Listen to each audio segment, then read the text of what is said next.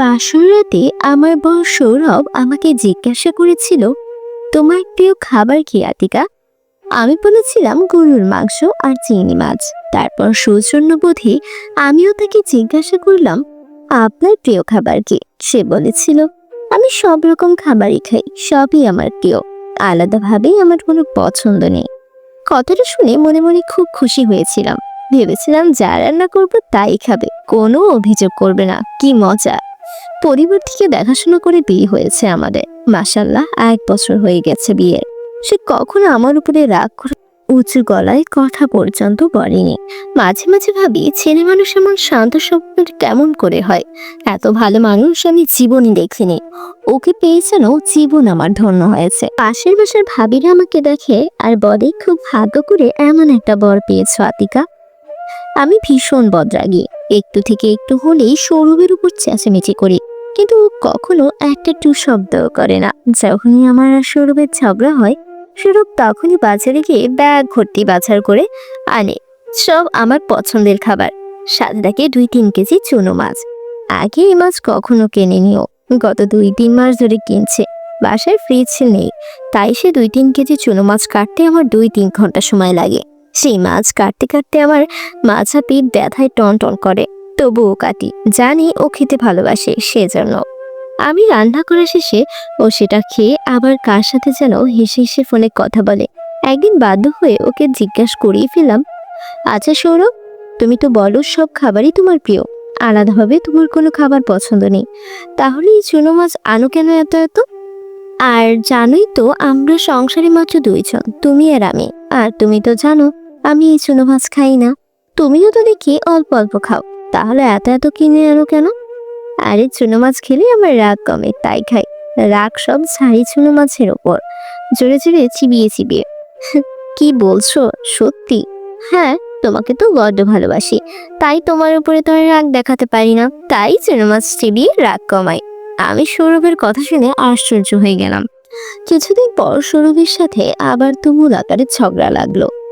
আমার ঝগড়ার একটা সময় আমি ড্রেসিং টেবিলের আয়নাটা ভেঙে ফেলি। আমি ওকে যা তা বলছি আর ও চুপ করে বসে আছে।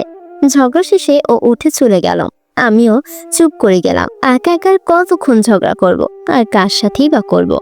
ঝগড়া শেষে দেখলাম সৌরভ বাজারের ব্যাগটা নিয়ে বাজারে যাওয়ার জন্য রেডি হচ্ছে। কোথায় যাচ্ছ? বাজারে। বাজার লাগবে না, সব বাজার আছে বাড়িতে, 2 দিন আগে বাজার করেছো, ভুলে গেছো? চুনো মাছ আছে? না, আনতে হবে না চুনো মাছ আজ। আমি বুঝি না, ঝগড়া লাগলেই তুমি কেন বাজারে দৌড়াও আর চুনো মাছ কিনে বাড়ি ফেরো।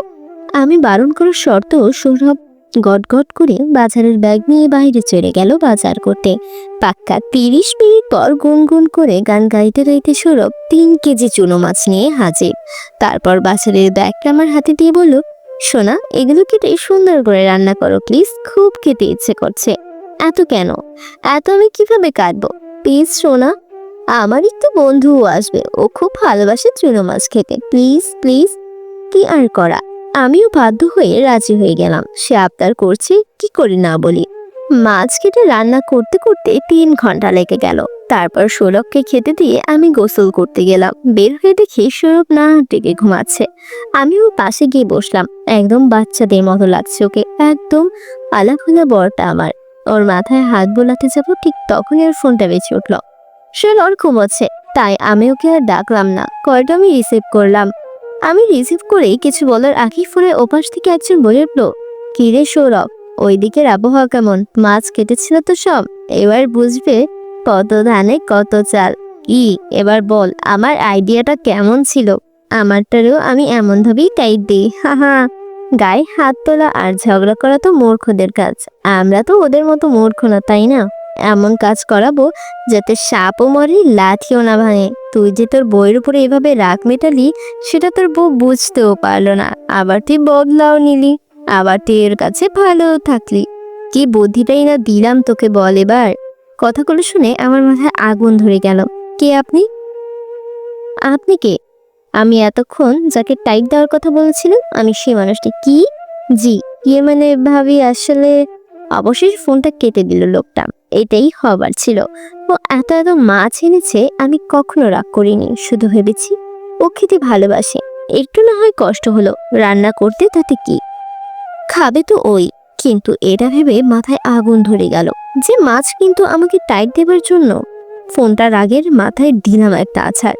তাকিয়ে দেখি সৌরভ হা করে তাকিয়ে আছে আমার দিকে। মনে হচ্ছে ও সবটা শুনেছে, বুঝতে পেরেছে। ও এক দৌড়ে বাসা থেকে বের হয়ে গেল। আজ 2 দিন হলো ওর কোনো খবর নেই। অবশেষে খবর নিয়ে জানলাম ও আমারই বাপের বাড়ি বসে আছে গত 2 দিন ধরে। মাকে কল দিয়ে বললাম, মা ওকে ধরে রাখো, আমি আসছি। আমি 2 কেজি চুনো মাছ ওকে 1 কেজি ঝাল দিয়ে রান্না করে নিয়ে গেলাম সৌরভের জন্য। সৌরভ আমাকে দেখে বলল, সরি আতিকা, ভুল হয়ে গেছে আমার। না না সোনা, রাগ করবো কেন? তুমি চুনো মাছ খেতে ভালোবাসো, আমি রান্না করবো না তো কে রান্না করবে? এই দেখো, তোমার জন্য আমি চুনো মাছ রান্না করে এনেছি। আসো, আমার নিজের হাতে খাইয়ে দেবো আজ তোমাকে। এসো সোনা। না, আমি আর খাবো না চুনো মাছ। কেন সোনা? তুমি তো এত কষ্ট করে রান্না করলাম আর তুমি খাবে না? কথাটা বলে আমি অন্যদিকে মুখ করে দাঁড়িয়ে রইলাম। আচ্ছা দাও খাইয়ে। আমি সৌরভের মুখে তুলে দিলাম মাছ। ওর সাথে সাথে চোখ বড় বড় করে তাকালো আমার দিকে। বুঝতে পারলাম ঝাল লেগেছে ওর। কি সোনা, ভালো হয়নি রান্না? হ্যাঁ হ্যাঁ, খুব ভালো হয়েছে। তাহলে পুরোটাই খেতে হবে কিন্তু। কি কি বললে? সৌরভ চোখ দুটো বড় বড় করে তাকিয়ে রইল আমার দিকে। হ্যাঁ সোনা, চুনো মাছটা তোমার খুব পছন্দ, নাও এবার প্রাণ ভরে খাও। সোনা, পুরোটা না খেলে হয় না? মুখ কাঁচামাচু করে বলল সৌরভ। না সোনা, পুরোটাই খেতে হবে। সেই চুনো মাছ খেয়ে সৌরভ সেই 7 দিন টয়লেটে গিয়েছিলাম। সেই দিনের পর থেকে আর কখনো ও চুনো মাছ আনাতে দূরের কথা, চুনো মাছের নামও বলে না। পুরুষ মানুষকে চেনা বড়ই দুষ্কর। এভাবেই একটি ভিন্ন ধরনের গল্পের সমাপ্ত হয়। তো বন্ধুরা, কেমন লাগলো আমাদের আজকের এই গল্পটি ভালো লাগলে চ্যানেলটিকে সাবস্ক্রাইব করতে ভুলো না যেন। আর দেখা হচ্ছে পরবর্তী কোনো নতুন ভিডিওতে। সে পর্যন্ত সকলে ভালো থেকো, সুস্থ থেকো।